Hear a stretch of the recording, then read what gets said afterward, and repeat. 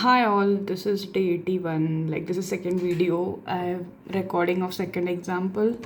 In fork, like variable of variable behavior after fork, like global variable you can see in this example. So this is the example, and we'll be seeing the behavior of this global variable after doing fork.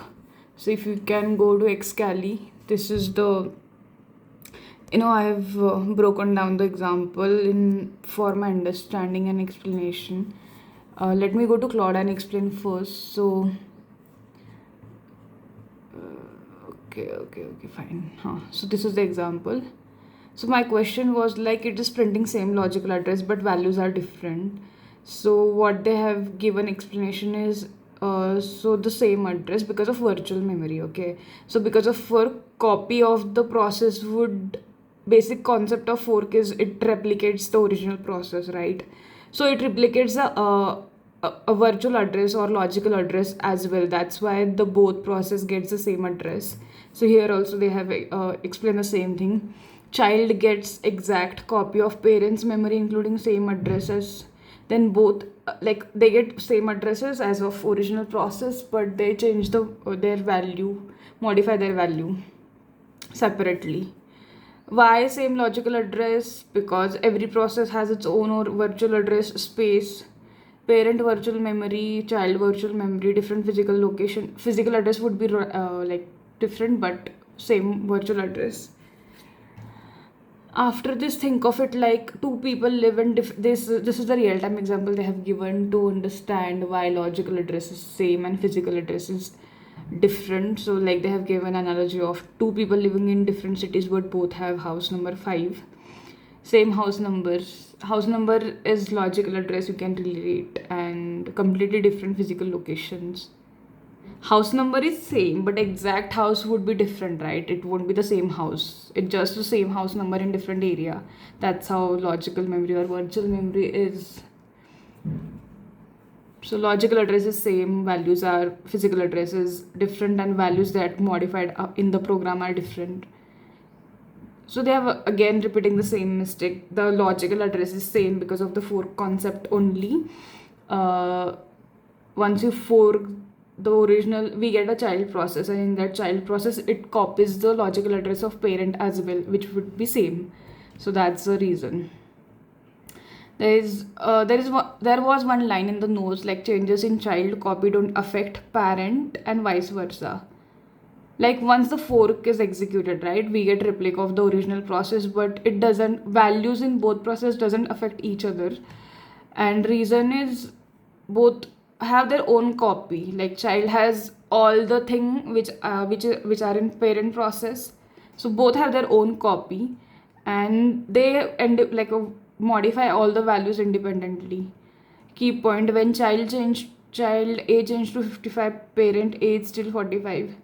When parent change a to 45, child is still 55. I mean, there is no correlation between their modifying the values. They do not affect each other. I changed to 55, I don't care, I'm still 45. This is the same. Xerox copy of document, they have again given the original, what you call real time example. You write an original copy is unchanged, you write an copy original is unchanged, both are independent. One line: after fork, parent and child has separate copies. Whatever one changes, the other never sees the change. So if you go, let's say first child is executing, okay, after fork and child process, and the after fork the parent get created. There is no sequence fixed like first child would create, or second parent would create. At any sequence it would execute, and you can see this is pointing for the printing logical address, which would be same for both, same logical address, only values are modifying. So that's the crux of this example, which is like effect of variable. So that was for this example. If you see my notes here, variable behavior after fork, the output you can see your logical address is same, only values are changed. Same logical address is printed, different values. Same result even for global variable, does not matter. Global variable also, I had this doubt while learning about this example, like what about global variable? Because I knew this idea, once fork is executed, then the replica of original copy would create. But thing is, whatever is in that process, which is original process, whatever from first line, everything would copy in child, like including global variable. So that's why global variable also would be in child process after fork is executed. So global variable would also present even after it is before fork, after fork, that does not matter. Whatever is in the original process, that everything would get copied in child process.